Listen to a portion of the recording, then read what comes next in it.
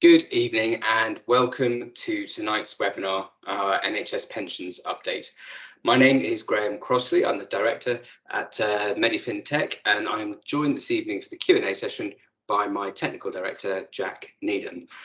Very vocal on Twitter when it comes to all things to do with NHS Pensions, so if you're on social media, please do give me a follow. And if you would like to email us with any questions, then please do contact us via admin@medifintech.co.uk. So tonight we are going to be covering off quite a number of things. So we're going to start off with the basics of the NHS pension and how pensions work. We're then going to look at checking your pension record before moving on to some of the NHS pension updates that have a significant impact on the pension benefits that you receive and your options available. And then we will move on to the McLoud remedy and how that can change your NHS pension going forward. We will have a Q&A session, so thank you very much for those who have sent in their questions in advance. We received hundreds of questions, and as a result, we've bulked out the content of tonight's presentation. Now, we're not going to sort of pull any punches when it comes to going into some of the technical side of things, because some of the questions that we were asked were really great questions about some real technical points within the NHS pension. So there will be some content that will be easy to digest, some a little bit more difficult. However, we are recording tonight's webinar, and we'll also be sending out a copy of the slides along with a feedback form in the next few days following tonight's presentation. I would really welcome any feedback that you might have. In addition, as we go through, please do get your phones ready, because with all of the content that we go through, sometimes there could be some very useful additional information, and if you scan that QR code with your phone, it will then link you to those extra bits of content. Those QR codes will also be on the slides that we send out to you as well. So for those of you who don't know about us, we are very much NHS pension specialists here at Medifintech. We have an excellent reputation when it comes to the NHS pension, and we have unrivaled technical knowledge of the NHS pension scheme. My personal background is that I've been a chartered financial planner for many, many years, specialising in medics. I work with the national press when it comes to dealing with NHS pensions issues. We also work with government agencies, and my team all have a background of having worked in very technical departments within NHS BSA. And we work directly with members, as well as supporting hundreds of accountants and financial advisors that also specialise within the healthcare sector. Now, we've helped thousands of healthcare workers understand their NHS pension and the taxation consequences that run alongside them. And we have saved millions of pounds identifying and correcting annual allowance tax charges and also errors on members' pension records. Our current run rate is about 1 in 8 cases we find an error, and that's why we have such a good reputation. If you look at our Trustpilot review there, we have got a rating of excellent, simply because we keep finding ways of saving people money. So just to go starting then on the NHS pension scheme details and a little bit of context. So there are 2 main types of pension. The first is a defined contribution pension, whereby the contributions that you make are defined at outset, and those employer contributions, employee contributions, as well as tax relief and investment return all go into a pension pot. Now, depending on what level of risk you set for that pension pot, it will grow over time, and you will take money out of that pension pot when you get to retirement, and you have no idea at the outset how much income you get. It will depend on all of those factors. Now, we then have the defined benefit pension, which is what the NHS pension is. There is no pot of money. The contributions that you make don't go into a fund. Instead, they give you this pension entitlement that's based on how many years you've worked and the pensionable pay that you have earned during your career. Now, one of the key advantages of this is it is government backed. It's a secure pension income for life, and it will increase each year by consumer price index when it's paid to you. Now, those pensions in payment, they're actually paid for by your contributions, the active member contributions. And at the moment, there's this net cash requirement in the scheme of minus 4.32 billion, which basically means there's more than enough money to pay out those pensioner contributions. If ever that were to reverse, then the government would step in to make sure that those pensions are paid. Now, within the defined benefit, there are two key components. The first is final salary, which typically applies to officer members in the 1995-2008 scheme. There you have this pension entitlement that's based on all of those years and days membership within the scheme. And then we have the more recent career average revalued earnings scheme, which applies to everybody in the 2015 scheme, but also those GPs, dentists, ophthalmic practitioners who are in the 1995-2008 scheme. Now, instead of years and days, your pension entitlement is based on your earnings during those scheme years. And for most of you that are on the webinar this evening, you can be a member in more than one section and in more than one scheme. So let's take a closer look, first of all, at the 1995 section of the 95-2008 scheme. Now, you'll see on the top of your screen, there's a QR code that links to the member guide for this. So I would urge you to have a quick look at that at your leisure. But let's go through what those in the officer membership receive. So officer membership is basically everybody who's not a practitioner. So for all those years and days that you build up in the scheme, your pension entitlement is 1/80th of your pensionable pay. Now, your pensionable pay is defined as the best of the last 3 years' pensionable pay. So if your pay does dip towards the final parts of your career, there is a little bit of protection there. There is also some protection within the scheme for those who might face a reduced pensionable pay earlier on in their career. So for instance, if you lost a clinical excellence award, or if you were to step down to a role that paid less, or even if you had a period of 365 days out of the pension scheme, you can protect your pensionable pay. Now, there are limited deadlines on this, and many people aren't really aware of how pay protection works. But historically, if your pay has gone down and you didn't protect your pay, then there are some circumstances where you can still retrospectively get that pay protection put in place. You tend to need to get support from your employer in order to do this.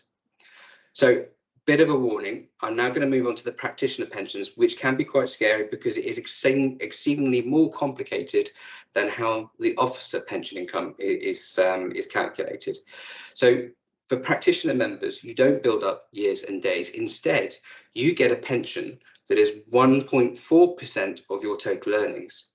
Now, those earnings are uprated each and every year by these dynamising factors, which is basically the September rate of consumer price index plus 1.5%. Now, if you opted out, you'd lose that plus 1.5%, but if you rejoined within 5 years, well, you'd get that 1.5% applied retrospectively to the point you previously opted out.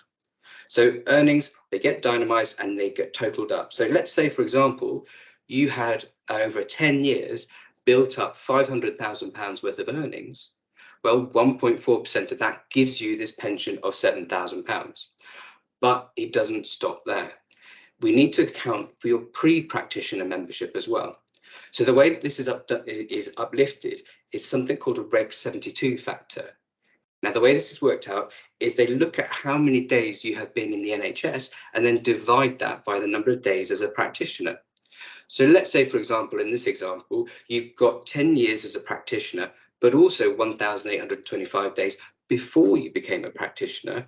Well, your Reg 72 factor is going to be 1.5. So your earnings are multiplied by that value. So you have your core earnings at £500,000, but you also now have this extra Reg 72 credit of £250,000, which gives you this pension of £10,500. They then also make it an additional layer of complexity when you move into the 2015 scheme. Because that Reg 72 credit, that now gets converted into something called a flexibilities values earning credit, and that then increases by CPI plus 2% each year. That's the end of the detail on practitioner pension schemes. Please do get in touch if you needed to know more on those. But back to the overall benefits within the 95-2008 scheme, and this applies to officer and practitioner members. So in addition to that pension income that you're receiving, you also get a tax-free lump sum. Now, this tax-free lump sum is 3 times that pension amount, But if you want more tax-free cash, you can have it. You can exchange £1 worth of pension in order to get £12 worth of lump sum subject to maximum limits.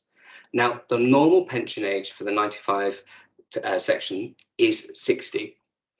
Now, it's important to note there are no late retirement factors in this scheme. So if you don't take your pension at age 60, there's a risk of burning pension because you can't get it back. And there are very, very few situations where you have an entitlement to have a backdated pension to age 60. Now, you can take this pension earlier if you want to. The minimum pension age is 55 or 50 if you joined before the 6th of April 2006. Now, most people are worried about taking their pension early, but all that happens is you have this actuarial reduction, whereby the benefits that you receive are reduced to reflect the fact they're going to be paid over a longer period of time. So let's look at a quick example. Let's say you had accrued £20,000 worth of pension and 60,000 lump sum at the age of 55. If you want to take that early, the latest reduction factors for that, for the pension, you get 0.812, and for the lump sum, you get 0.919. So the pension you actually receive at 55 is £16,240, and you get this lump sum of £55,140.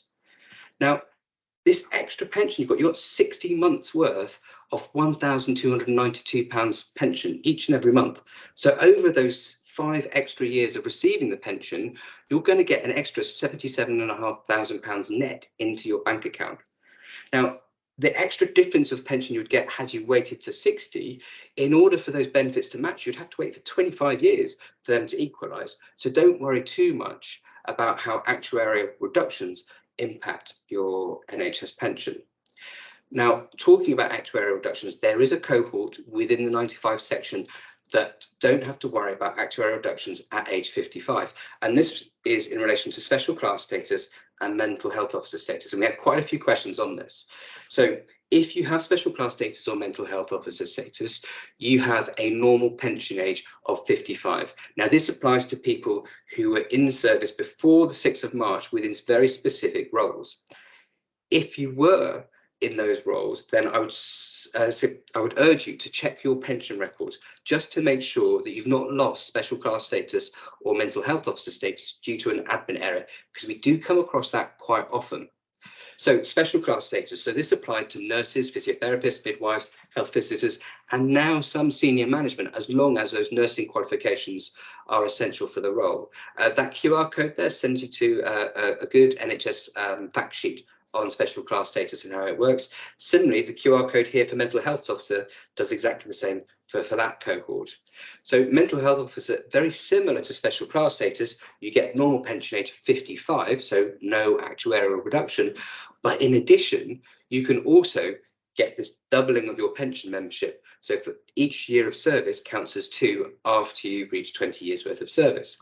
Now, if you do take your pension at 55 with special class status, then if you return to work, then if your rejoined earnings plus the unearned pension, which is basically the actuarial reduction that you don't have to suffer, if that exceeds your earnings prior to retirement, then the pension can be reduced pound for pound until age 60.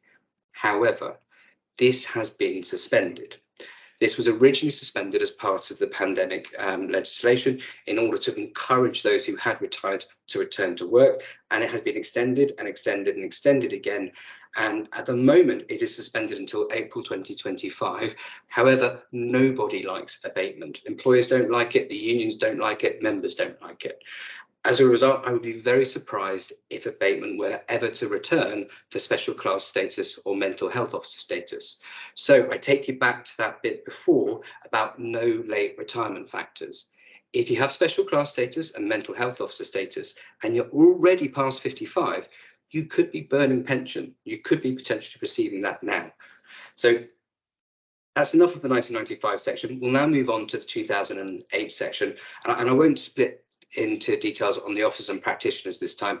Instead, for those officer members, for those days and years that you build up, instead of an 80th of your pensionable pay, you get a 60th of your pensionable pay as your retirement income.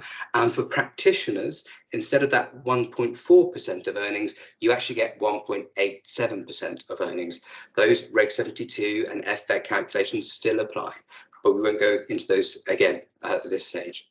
But I will look a little bit more at the pensionable pay for officers, because there is now this inbuilt inflation protection within your pensionable pay calculation.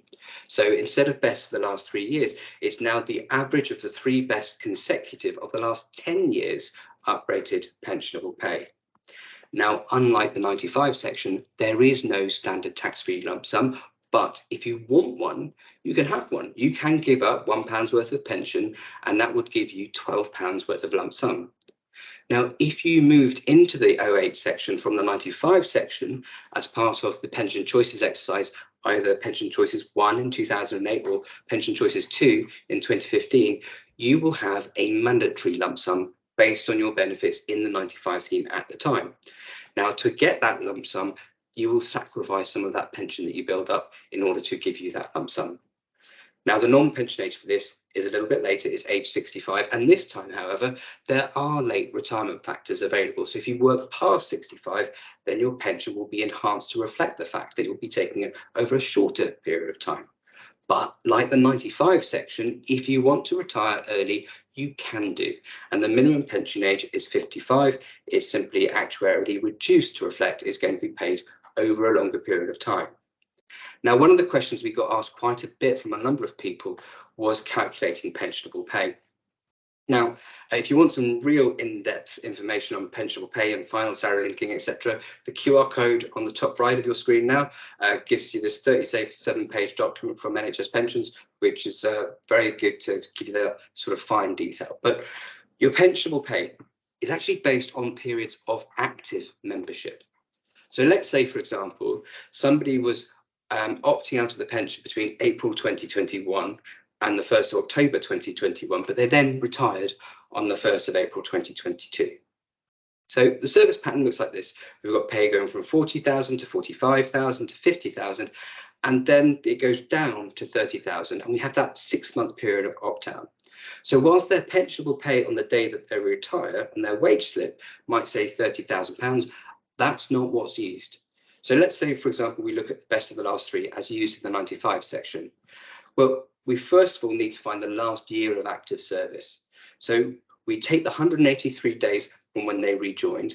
We then jump over that gap when they opted out and find the other 182 days, which gives us this pensionable pay of £39,972.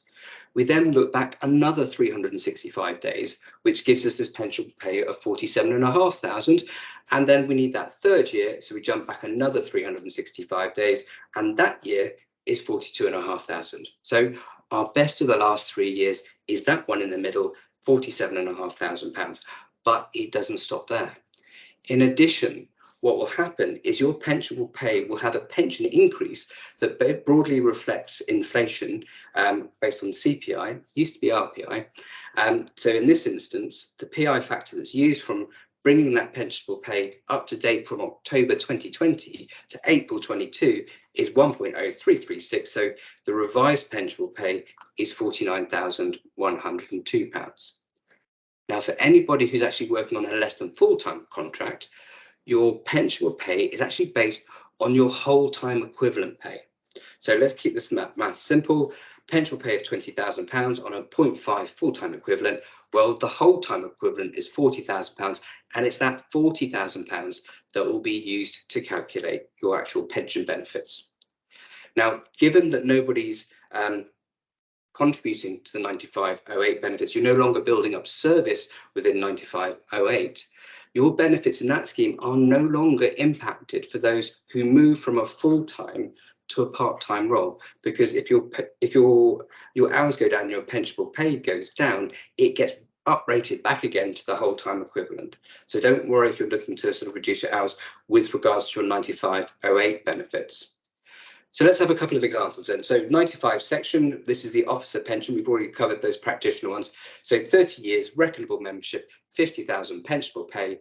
You get an 80th for each of those years. So you get this pension of £18,750. and then a lump sum of 3 times that, which is 56,250. Let's contrast that against the 2008 section, same years, same pensionable pay. This time you get a pension of £25,000, but there is no tax-free lump sum.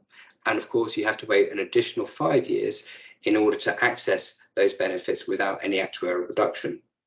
So now moving on to the 2015 scheme, and this is the same for those in the officer section and those who are practitioners. Again, QR code top right gives you the link to the 2015 guide, so you have some more details on how that scheme works. But the way that this works now is it's no longer years and days. You now get a pension entitlement based on 1/54th of your pensionable pay. Now, this pension entitlement that you build up has an annual revaluation, so it gets uplifted by CPI plus 1.5% on the 6th of April each year. If you opt out, pretty much like the 9508 practitioners, you then only get that CPI uplift, but if you rejoin within 5 years, it gets applied retrospectively and backdated, all of those extra 1.5% whilst you're out.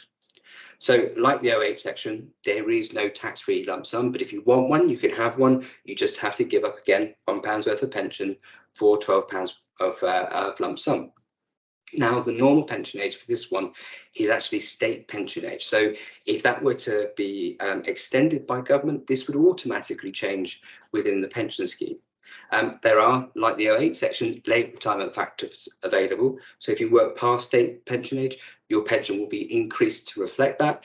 And the minimum pension age for this one is currently 55. It's going to go up to 57 from April 2028 because of the changes. And again, like the other scheme, your pension is simply reduced to reflect the fact it's going to be paid over a longer period of time. Now, I've included the actuarial reduction factors here, which are the latest ones. So it used to be 0.7, it's now, for example, 0.711 if you were to retire 7 years before your state pension age.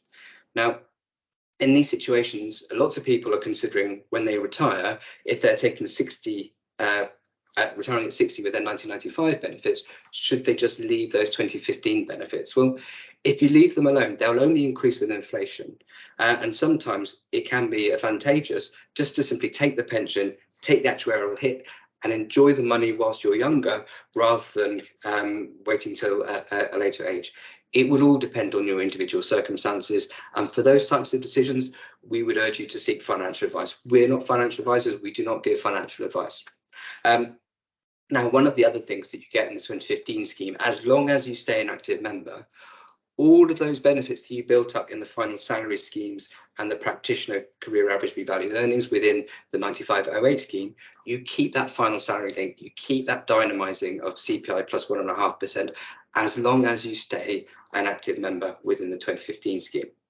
So an example of how we accrue benefits under the 2015 scheme. So again, member earning £50,000, they accrue 1/54th of their pensionable pay as pension entitlement each year. So year one, you get £926.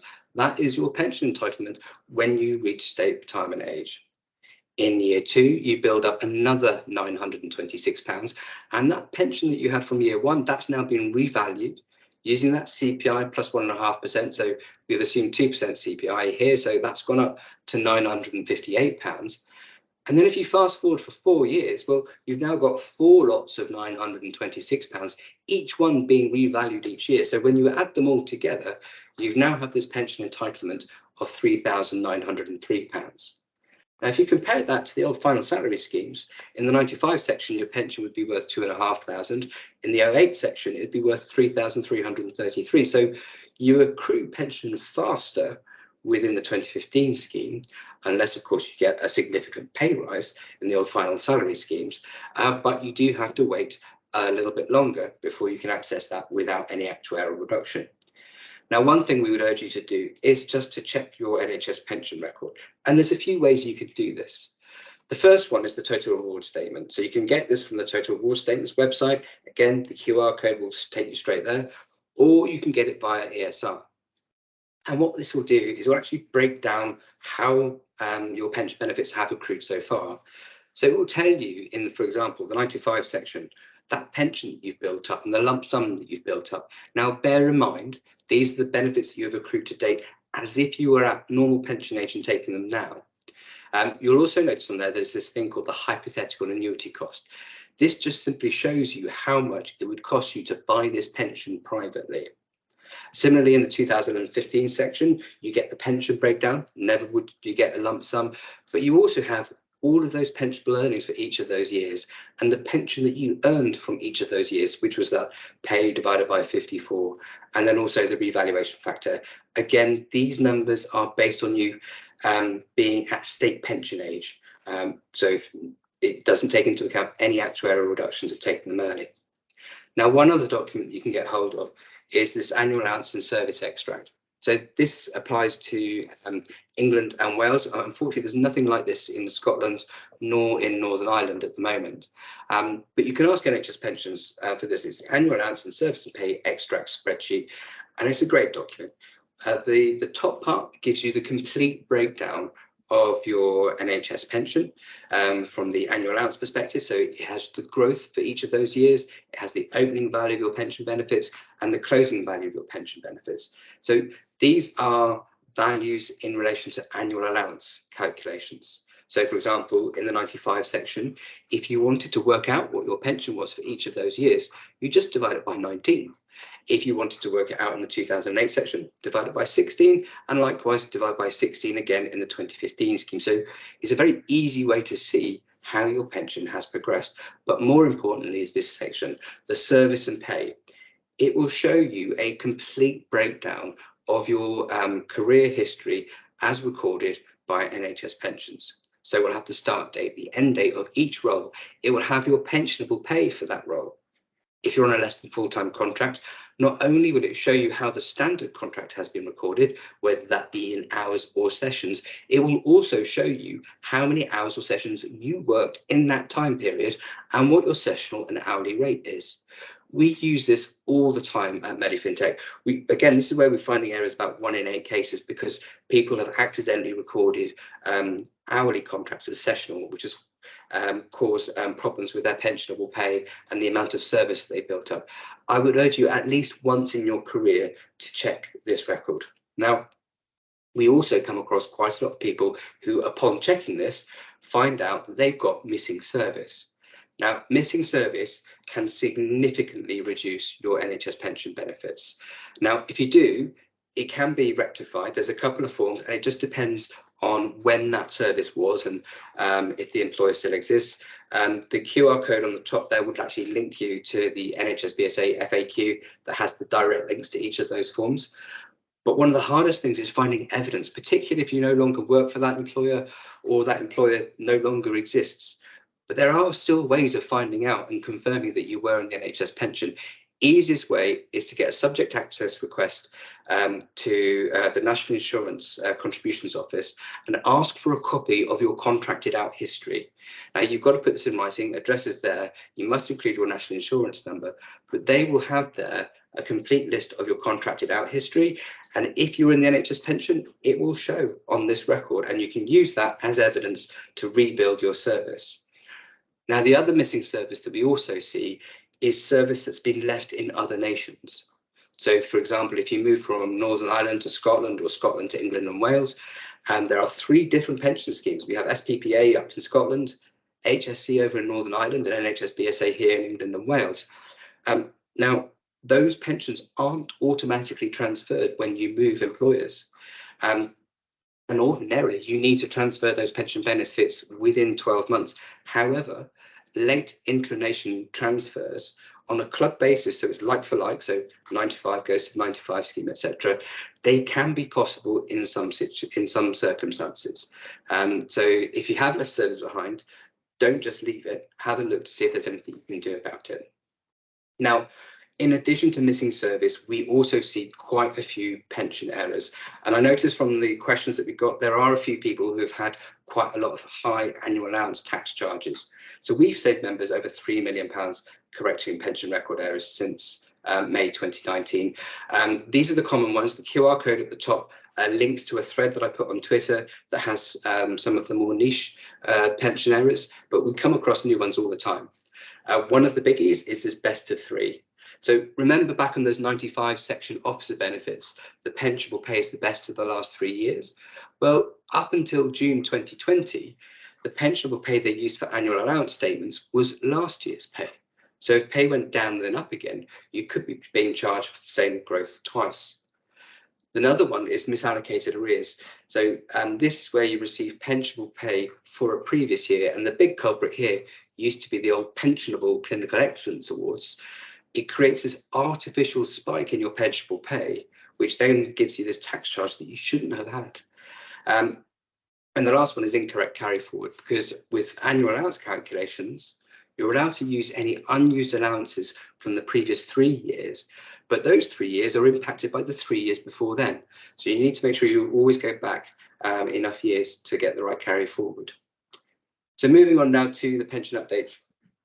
And we had some new retirement flexibilities introduced this year, which are a significant benefit to a lot of members. The first one is for retire and return for those in the 95 section. So from the April 2023, pensioner members who rejoin the NHS, they can actually now join the 2015 scheme under a new employment contract, and they would continue to build up benefits in the 2015 scheme. Prior to April, you were put into a nest pension scheme. So if you have already returned to work and you're still in nest, have a chat with your employer about returning to the NHS pension scheme. They've also scrapped the 16-hour rule. This was another one that was suspended as part of the pandemic regulations, but it's now just been scrapped altogether because nobody wanted this rule. Members are no longer limited to working 16 hours per week in that first month on taking benefits and returning to work.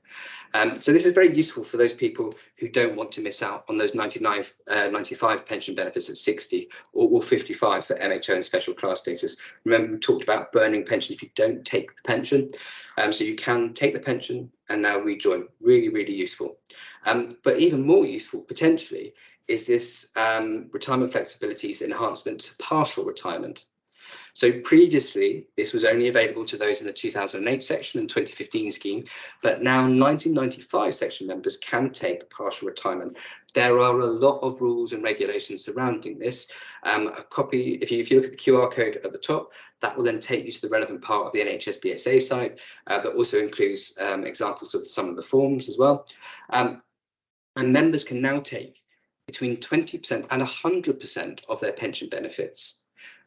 You can also opt to select just the final salary benefits only, up to 2 occasions before retiring completely. So the key benefit of this is you can start taking your pension benefits, but also not give up your employment contract. Now, this used to be a really big worry for some people who didn't think that their employer would employ them if they were to try and do retire and return, or they'd be put on 6-month rolling contracts if they retired and returned. This can give you that security of keeping your employment contract.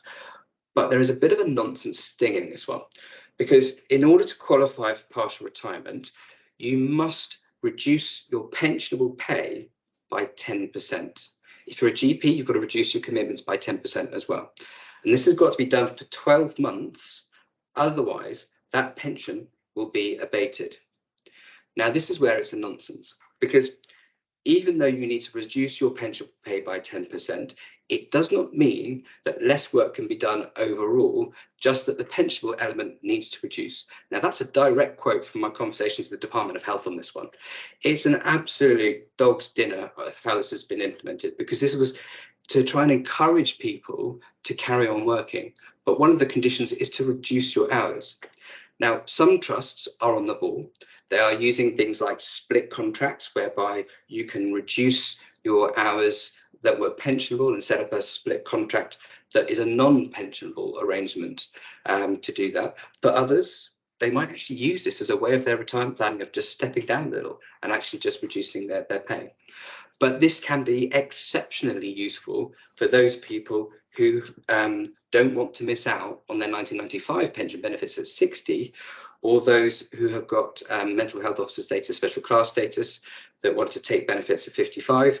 And for those who are worried about lifetime allowance tax charges, I can see this being very popular in advance of a new government for people who might worry that lifetime allowance charges might be reintroduced. Again, very much depends on your own circumstances. That is not financial advice, and I would urge you to seek your own independent advice at that point. Now, one other condition on this. This is only for active members. So if you are opted out of the pension scheme, then you will need to rejoin the pension scheme in order to qualify. Now, some people are worried about how this would impact their pensionable pay, but if you've been opted out already for more than 365 days, there is that Reg 9 pay protection that we looked at earlier on. And if you've been out for more than 5 years, then it doesn't matter, because you can just simply use deferred benefits claim form, the AW8P, and take your pension benefits. You don't even need to actually let your employer know in that scenario. You can just simply carry on working. We've also seen some NHS pension taxation game changers. Now, the first one is in regards to negative growth and combined pension input amounts. So there's always been this problem whereby if wage inflation was lower than CPI, then the annual allowance pension growth could be negative. So your pension in real terms has gone down in value, but it was always set to nil. Now, the spring budget, following a lot of pressure from the unions on this one, it now allows for negative growth in that 9508 scheme. So that can now be offset against the growth in the 2015 scheme, which will significantly reduce AA tax charges when you have periods of high inflation and low wage inflation. So if you look back over what's happened in the last 12 months, we had CPI at 10.1% and pay at 6%. That creates a huge negative growth, which will now be able to offset against the growth you had in the 2015 scheme. And another one that has been introduced is this changing of revaluation dates.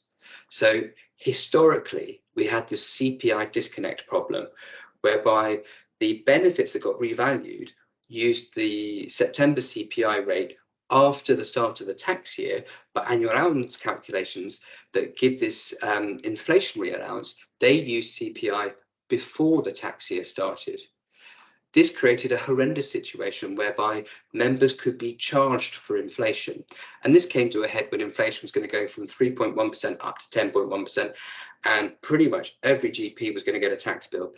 Thankfully, again, many people, unions included, were very vocal on this issue, and the Department of Health has changed the rules within the pension schemes to move that date to the 6th of April for revaluation. So they now use the same rate of CPI.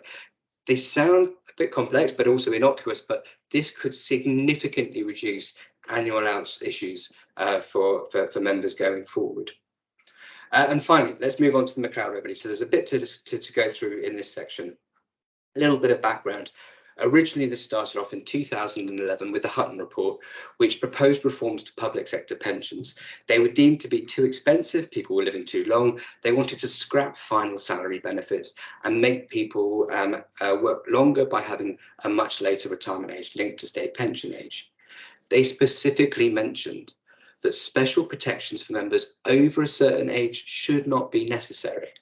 However, when the reform schemes, the 2015 scheme was introduced, it had this transitional protection that meant those who were closest to retirement, they got to stay in the old legacy pension schemes. So in the NHS, if you're over a certain age, you got to stay in the 9508 scheme. Not surprisingly, younger members were aggrieved, and so the judges took this to an employment tribunal in the name of McCloud, and firefighters did the same in the name of Sergeant, and this escalated through the courts until July 2019, where the government accepted that this age discrimination needed to be remedied. So this is where we are now. So who does it actually impact? So members in scope. All members who are in service on or before the 31st of March 2012, or those who didn't have a disqualifying period, which basically means they could have rejoined within the 5 years and did rejoin, and those who are still currently active.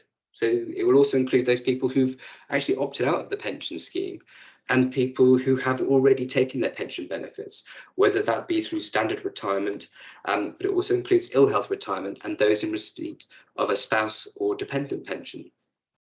Now, this isn't just members who moved into the 2015 scheme. It also includes people who had full or tapered protection as well.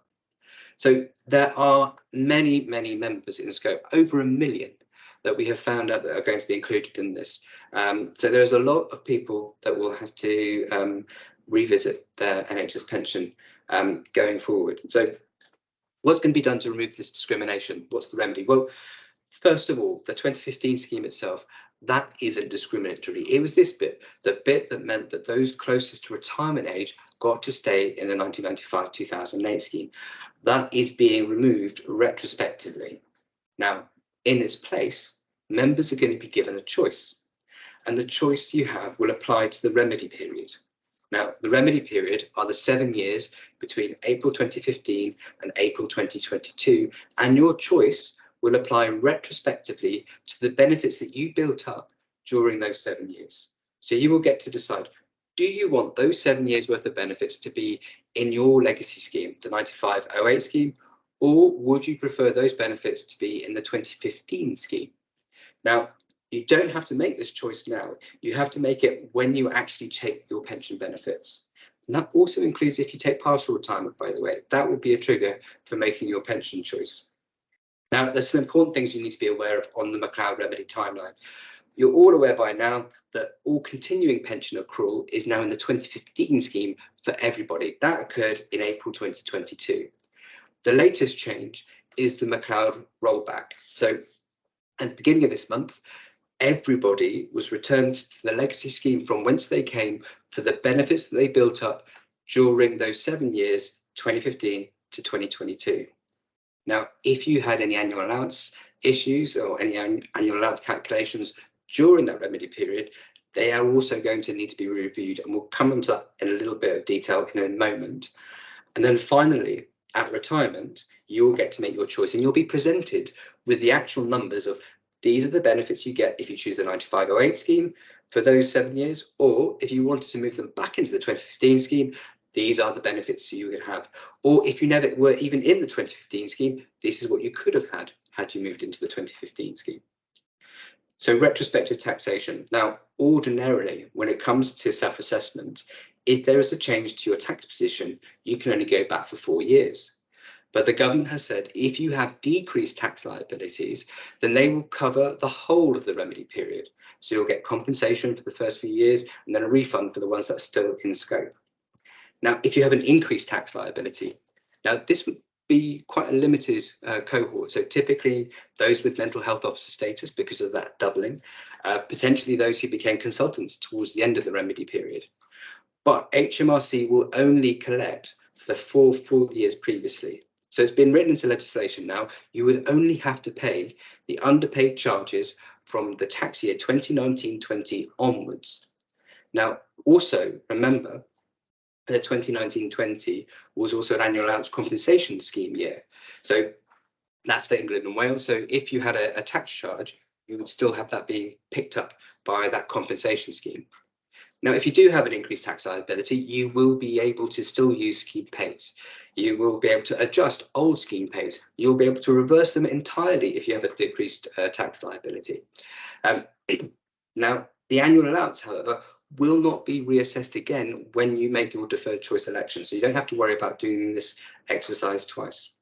But just to give you an idea of how this annual allowance could change.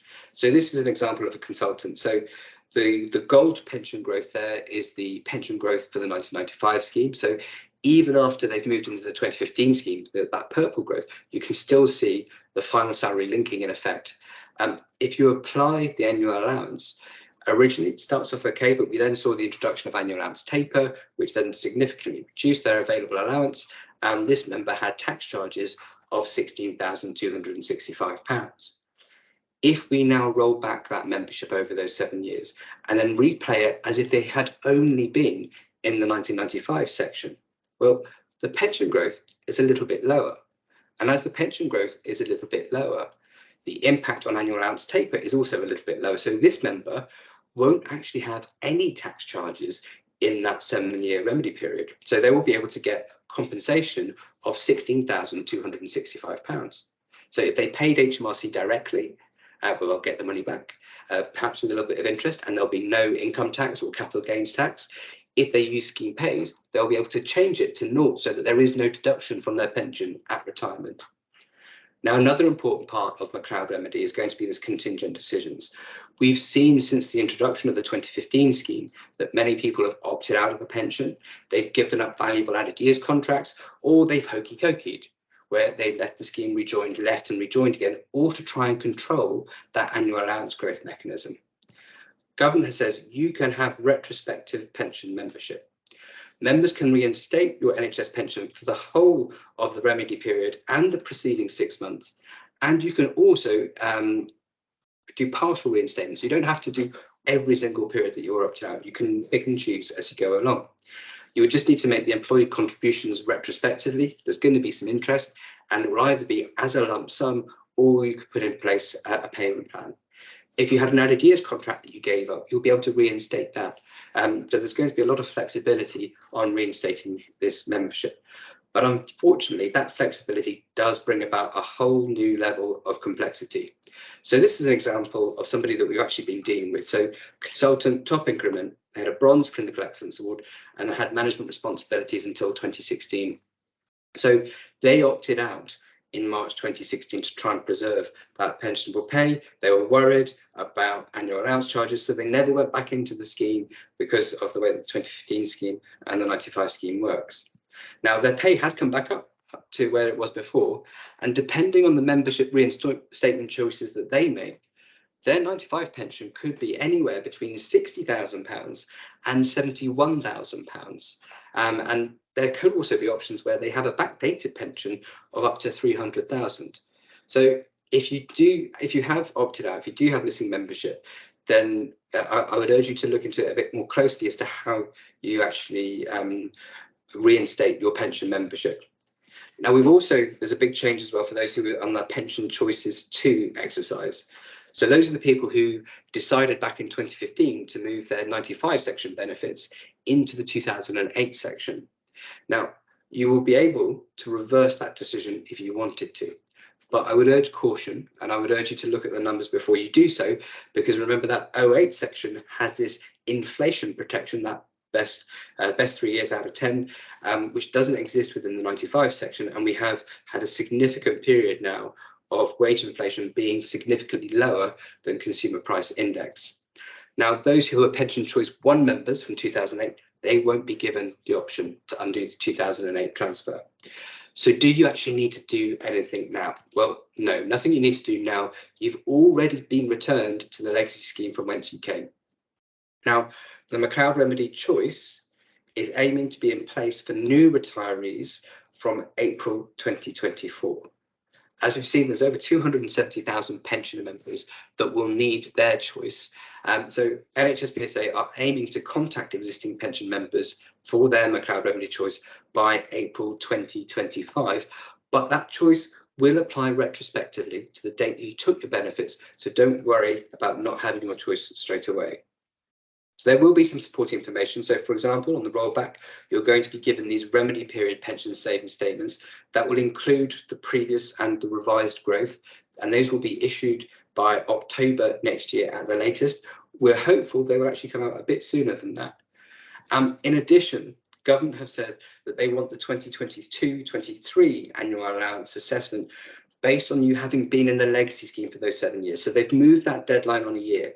The deadline for those AA statements is now also October next year. So if you're worried about your 22-23 tax return deadline of January next year, you do not need to include the annual allowance section within that. It will be included within the new HMRC calculator. So the access to that calculator, you can have a quick look at it. The QR code at the top right will take you straight to it. It was released at the beginning of the month. The first release was wrong, and me and a few others have commented to Department of Health. They've now passed it on to HMRC and it's been fixed. It will also cover annual allowance as well as lifetime allowance changes as a result of the McLoud Remedy, and you can only use the information you can get from the scheme in order to populate this. So as I say, QR code or the URL on the screen will take you to that to have a look. But the interesting question is who's actually paid to fix this? Because this could take a lot of your time. A lot of this is complex, and you might need additional support to do this. So it's been confirmed that the scheme can compensate for financial professional fees to support that tax reassessment, and also any direct financial losses associated with that discrimination. Now, the compensation framework is yet to be published, but we should hopefully see that in the coming months. And one of the things that we're doing at Medifintech to help members is that we've relaunched this My NHS Pension Claim Service, where it will provide that McLoud remedy support. So not just the tax reassessments, we'll be able to look at things like contingent decisions, how it might impact you, help you recover that tax. And we are hopeful that these services will actually be covered within that compensation framework. So this is going to be launching in 2024, but we've already opened the registration. So we're going to do this on a first come, first served basis. We've already had hundreds of people already signed up for this. So you can either visit www.bit.ly/my NHS pension claim, visit the website, or even just scan the QR code. Now, the other service that we provide is a pension report analysis.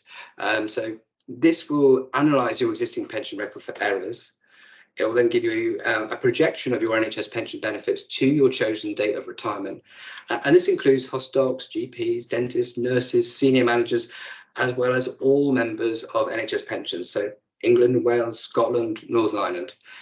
It will factor in things like early, late retirement, partial retirement, annual allowance, scheme pays, McCloud remedy, the rollback reassessment, and we can model any scenario, such as the impact of sort of salary sacrifice lease cars, reducing hours, taking on additional responsibilities. We can project all of these forward. So that brings me to the end of our presentation. It's gone on a little bit longer than we originally anticipated. We were hoping to do about sort of 30 minutes, 40 minutes, followed by a whole lot of questions. But there were so many great questions that we had in advance. We've actually built them into the body of the presentation. But if I stop my presentation now, I'm going to pass over to Jack, who's going to answer the first few questions while I say a bit of a catch up and catch my breath. So over to you, Jack. Yes, good.